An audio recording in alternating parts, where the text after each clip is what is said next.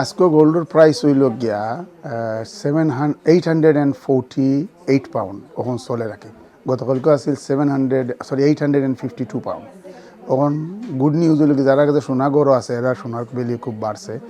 আদার দেন that এখন সোনার দোকানে তো সোনার দাম খুব বাড়তে। This is one of the highest price মানে it's going up since ever since we started business, but ওখান একেবারে বেশি হাই একেবারে ইটস টু হাই। আমি যেটা সানও দেখছি যে 2023 করে এটা ডাবল হয়ে গেছে, এটা কতটুকু? এটা ট্রু 2023 হয়ে ডাবল হয়েছে, এটা ট্রু। এটাও বেশিরভাগ বলছে, এমনিও বলাতে বেশিরভাগ বলছে ইউক্রেনের ওয়ারের পরে, আর এ বাদের সময় ফালাস্তিনের ওয়ার লাগছে ওই সময় বলছে। আর ওখান কুজে বাড়াটা হইল, এটা হইল কি ইকোনমিক ফাইট যে একটা চলছে চায়নায়, রাশিয়ায়, আমেরিকায়, ওটার কারণে এটার বেশি বাড়ার কারণ ইকোনমিক অবস্থা দুনিয়ার খুব বাড। এর দ্বারা ইনভেস্টার আছে যারা পয়সা বানাইতে চায় তারা ইনভেস্ট করে খালি গোল্ড, কারণ none of the economic is good, result ভালো নয়, তারা গোল্ড ইনভেস্ট করে। ওই লোকে কারণ এটা গোল্ড বাড়ার আরও বাড়বো যেটা প্রেডিকশন হয়েছে। সবসময় প্রেডিকশন রাইট হয় না, বাট যারা অ্যানালাইজ করে তারা করে গোল্ড প্রাইস আরও আপ হইব। এখন মানে এই মুহূর্তে আপনার মানে কাস্টমার কেমন? আসলে অনেকে তো আছে দ্বিধাদ্বন্দ্বের মাঝে আছে, দেখি কমেনি বাড়েনি, এরকম কেমন কাস্টমার হইয়া যারা এখন তো একটা হইল কি আমরা হলিডে একটা গুড পিরিয়ড গেছে, আমরা আলহামদুলিল্লাহ ভালো ব্যবসা করছি।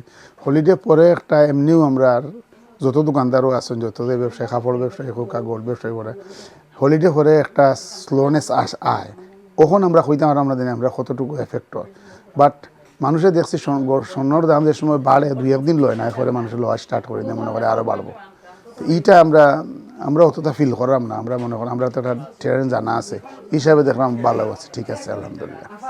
যারা ইনভেস্ট করতেছেন তারা লাগে এখন কম সময় নেই।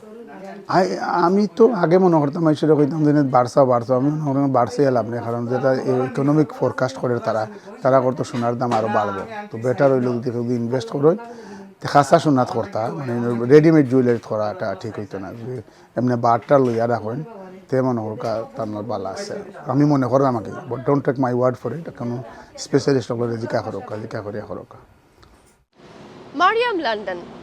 এই মারিয়াম লন্ডনের লোকেশনটা একদম কাছে, আমাদের হোয়াইট চ্যাপেল স্টেশন থেকে একদম 2 মিনিটের দূরত্বে মারিয়াম লন্ডন। আর যদি আপনি লেফটের দিকে যান তাহলে হচ্ছে স্টেপনি গ্রিন স্টেশনের মাত্র 2 মিনিট ডিস্টেন্সে মারিয়াম লন্ডন। এই লোকেশনটা খুবই ইজি। আপনি যদি অপোজিটে তাকান বার্কলেস ব্যাংক, আর স্ট্রিটে 5:30 পরে একদম parking free. It's a very long road for parking.